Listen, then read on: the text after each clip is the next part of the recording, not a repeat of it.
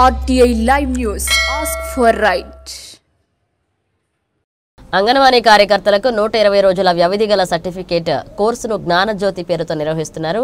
6 రోజుల శిక్షణ తరగతులు మంగళవారంతో ముగిశాయి. సర్టిఫికేట్లను సంబంధిత అధికారి సత్యనారాయణ ప్రదానం చేశారు. సాలూరు ప్రభుత్వ ఉన్నత పాఠశాల కార్యక్రమం జరిగింది.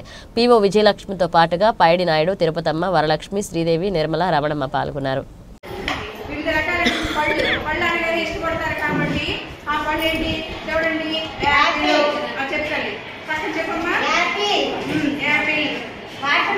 watermelon, mango, orange,